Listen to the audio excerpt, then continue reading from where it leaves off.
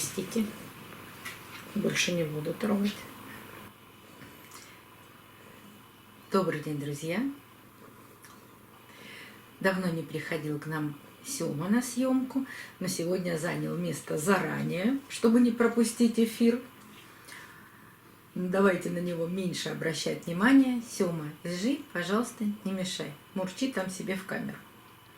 Сегодня покажу вам новые свои приобретения. 2 цветка я купила вчера, когда была в Леруа Мерлен и снимали с мужем обзор. И 1 цветочек приобрела немножко раньше. У нас рядом с универсамом, кто знает западный, есть небольшие павильоны, и там есть павильон с цветами. У них бывает небольшое количество орхидей, обзор там делать не имеет никакого смысла, но иногда бывают интересные экземпляры. Бывает там 10-15 цветочков, и вот среди них нашелся вот такой биглип. Он сейчас выглядит как мини-орхидея, но цветок у него крупнее, чем мини-орхидея. Я думаю, что он перерастет в мультифлору. Я очень люблю такие мелкие, ну, как вы знаете, и мультифлоры, и мини-орхидеи. Но именно такой расцветки у меня биглипа нет. Он находится у меня 4 или 5 дней. Был очень мокрый грунт. Я его сейчас просто просушиваю, наблюдаю за ним. Естественно, прошла обработка листьев. И больше пока с ним ничего не делаю. Даже когда мокрый грунт, я никогда не просверливаю, не прожигаю в горшочке каких-то дырочек для того, чтобы быстрее все это происходило. У меня очень тепло в квартире, то есть порядка 23-25 градусов. Примерно за 5-7 дней грунт все равно просыхает, поэтому я оставляю все как есть. Ну, вот такой интересный биглип. Цветы не сбросил, вернее, бутоны не сбросил, и даже наметился сейчас распуск следующего бутона. Орхидея, похоже, что голландская, стоит штамп голландских производителей. Ну, вот такой. И 2 цветочка я приобрела вчера. Не люблю разбирать на камеру целлофановые пакеты. Да, я им даю постоять примерно сутки в этих пакетах, а потом просто убираю. Зачем это шуршание? Но нашла на пакете, поставила кусочек от пакета и нашла очень интересную для меня информацию. Сейчас расскажу. Когда мы делали обзор, никогда не попадала, а в этот раз... Так. Вот я еще снимаю пакеты, потому что котам очень нравится шуршать этим целлофаном и погрызть эти все пакетики. Очень было интересно. Цветы, не все, но некоторые, были в 2 таких пакетах. Причем на одном из них была этикетка на английском языке, вот такая приклеенная, которая клеится именно на вот этот пакет. А второй пакет был вот с такой этикеткой. Но так как я не купила такой цветок с 2 пакетами, у меня осталась 1 этикетка. Так вот на первом таком целлофановом пакете мы посмотрели, здесь есть информация. Пишут на вот этой этикетке, это, видимо, этикетка, которая наклеена где-то, ну, может быть, это Москва. Откуда они приходят, нам неизвестно, но приезжают они к нам машиной. Написано, что производитель Нидерланды, посмотрите, поставщик JMP. И дата упаковки 6.01. А на первом пакете там тоже было написано, что производитель JMP, но дата упаковки на 5 дней раньше. Что получается? Вот я всегда говорю, к нам орхидеи очень долго едут.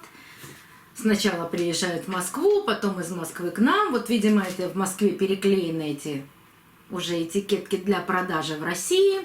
И получается, что из Европы орхидеи ехали к нам 5 дней. Вчера было 10-е, но видео выходит немножко позже. То есть с 6 по 10 они ехали из Москвы в Ростов. Еще 4 дня. То есть 9 дней. И мы всегда сетуем на то, что приезжают к нам цветы, мокрые совершенно горшки. Я как-то объясняла, что перед отправкой обязательно, ну, есть такие у них установки, которые вот они при запечатывании на них так пш, и опрыскивают все. Может быть, это обработка от вредителей. Ну, наверняка. Потому что, ну, поливать цветы перед отправкой не имеет смысла. Но это все попадает в горшок. И получается, что сначала эта обработка идет, потом его упаковывают в пакет, и орхидея едет к нам мокрая. Так вот, я вычислила, что эти орхидеи к нам ехали 9 дней. Вот за 9 дней в мокром состоянии, ой-ой-ой, Сёма, не надо тут хвостом размахивать. 9 дней вот в таком мокром состоянии едут к нам орхидеи. Конечно, едут не в той температуре, в которой надо, в прохладной. Ну, может быть 19, может быть 21 градус в машине. Вот первые 5 дней их перегрузили, конечно, на прохладный склад. Не может быть там температура 25 градусов. Переклеили эти этикетки, сделали новые пакеты. И опять в машину, и опять та же температура. Вот это такой стресс для орхидей. И во влажном состоянии вот, я присутствую в тот момент, когда забирают орхидеи из машины и привозят в зал. Они мокрые. Они мокрые. Ну, слава богу, что когда поднимаешь горшок, не течет с них вода. Но и такое бывает. И вот за эти 9 дней пропадают корни. А если вы живете не так близко от Москвы, когда к вам или машина идет дольше, или самолетом отправляют. Вот представляете, сколько орхидея находится в этом влажном, темном, прохладном месте, и корни сгнили. И часто вы пишете, да, у нас таких поставок нет, потому что нам приходят только убитые орхидеи. Поэтому я не очень люблю покупать зимой орхидеи, но самое обидное то, что зимой бывают самые красивые цветы. Наверное, они тоже ориентируются на наши праздники, Новый год, День влюбленных, 8 марта, а у нас еще в это время прохладно. А у кого-то даже еще очень-очень холодно, у кого-то просто настоящая зима, не так, как у нас. У нас сейчас за окном плюс 5 градусов. Так что получаем мы орхидеи с мокрыми и часто гнилыми корнями. Хорошо, если повезло. И корни выжили, остались зелеными. Ну, конечно, уже не растущими. Вот этой орхидеи я название не знаю. У нее вот такой желтый лист. В магазине их было, по-моему, 5 экземпляров. Вот из 5 экземпляров я смогла выбрать всего одну. Или желтые листья, или уже сгнившие листья, или вообще высохшие листья. Ну вот такое состояние бывает плохое. Вот это самое более или менее орхидея в лучшем состоянии из всех тех 5. Если кто-то знает название, подскажите, пожалуйста. А цветочки очень интересные, необычные. Ну, конечно, у меня нет такой орхидеи. Распустятся ли бутончики, я сейчас даже предполагать не буду, потому что орхидея у меня провела всего 1 сутки. Сказать сложно, засушит она их или нет. Но даже если засушит, я никогда не расстраиваюсь на эту тему. Отсушивание бутонов при покупке, тем более зимой. Ничего страшного, если есть корни, если есть листья, цветение обязательно будет.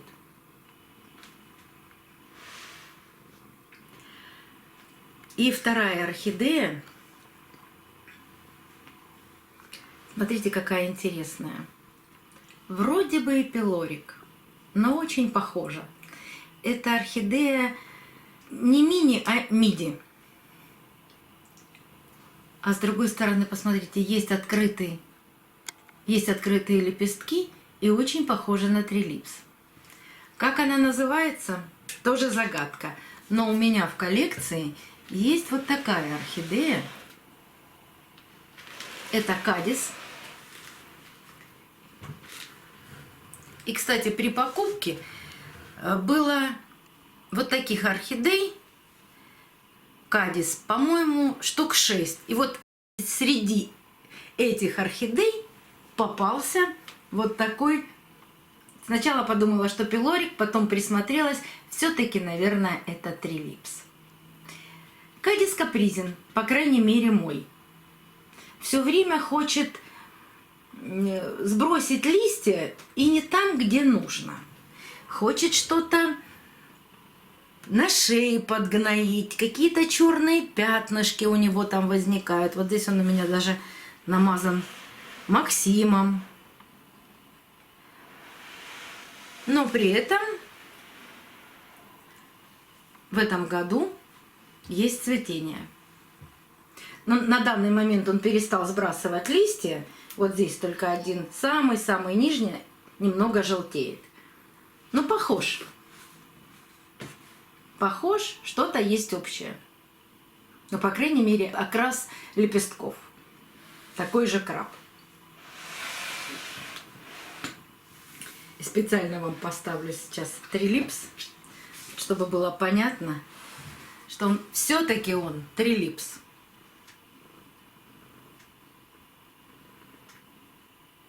Сравниваю его с Red Neo.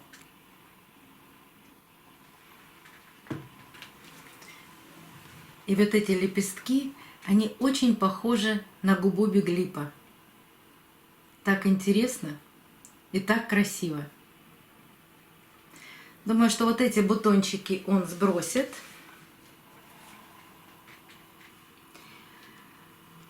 Что я, как всегда, делаю после покупки? Даю постоять в тепле. Протираю, много раз рассказывала, но все равно каждый раз возникают одни и те же вопросы. Каким мылом вы пользуетесь для протирки растений? Вот у меня на данный момент всего 2 мыла есть. Зеленое мыло и табачное мыло. И на каждом из этих калийных мыл, специальных для растений, написано «Защита от вредителей и болезней». Поэтому я один раз после покупки протираю любым, абсолютно все равно каким. Есть еще дегтярное, недавно видела горчичное.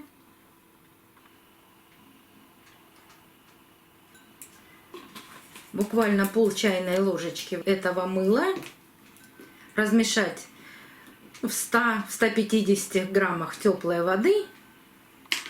И нужно протереть листья. Мало ли что. Может быть какой-то вредитель. Вот часто мне пишут, что принесла вместе с трипсами, принесла вместе с клещами. Я давно такого не встречала, но все равно я стараюсь поставить растения на карантин. Хотя места, конечно, нет. Но все равно протереть хорошо листья с 2 сторон.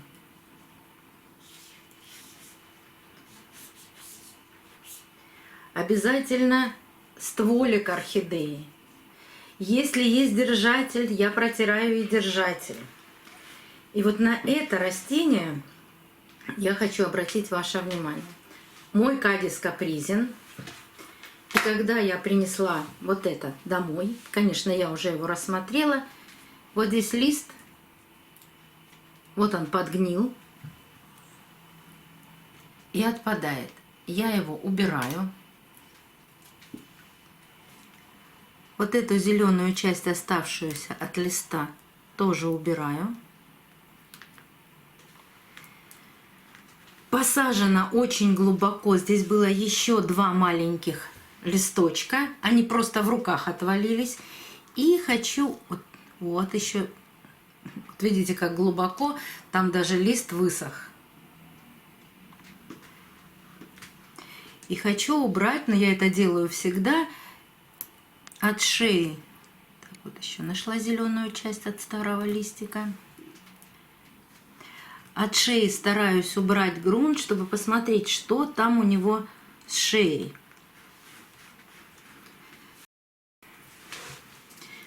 Как бы вам так показать, чтобы и мне было видно, и вам было видно. Вот здесь, убирая грунт, вот это остатки старого листа. И кажется, что они гниющие. Ну, по крайней мере, вот сейчас не могу захватить полностью. Рассыпается лист. На листике, которые я убираю, маленькие кусочки листиков, там есть чернота. Сейчас я внимательнее рассмотрю, после того, как я убрала к себе поближе, потому что мне тоже не видно. Хочется и вам показать вот эти все кусочки от листиков, которые сгнили. Я убираю.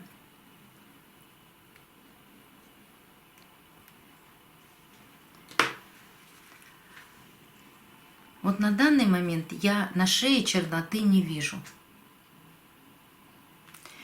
Но в горшке присутствуют гнилые корни. На самой шее я не вижу черноты. Но вот здесь есть зачаток корня, который почернел.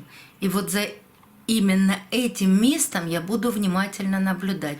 Я не люблю сразу применять какие-то препараты, намазывать там Максимом, даже Максимом. Я сейчас стараюсь как можно меньше пользоваться какими-то препаратами. Лечебными, стимулирующими я вообще никогда не пользуюсь. Стараюсь дать растению адаптироваться естественным путем. Вообще от препаратов, от использования каких-то лечебных препаратов уйти невозможно, но минимизировать возможно. Поэтому просушиваю корни у всех 3 растений, даю возможность высохнуть, просохнуть грунту и наблюдать карантин. Смотрю, если какие-то появятся ли какие-то вредители. Сейчас очень много у всех появилось мучнистого червеца.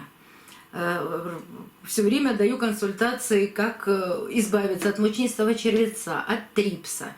Вот наблюдаю, чтобы этого ничего не случилось, и наблюдаю за корнями.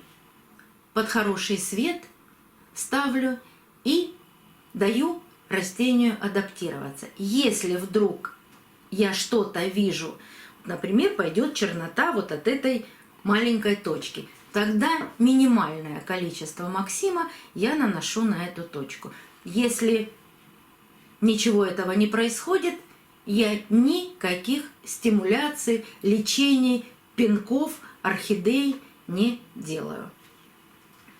Продолжаем наблюдать за вновь купленными орхидеями. И если происходит что-то плохое, я обязательно рассказываю. Если все в порядке, но рассказывать пока не о чем. И помните желтый биглип, который я покупала до Нового года? Обязательно скоро о нем расскажу. Корни-то там были плохие. И что сейчас происходит с этим биглипом? Интересно узнать? Напишите в комментариях. До новых встреч, друзья! Увидимся на канале.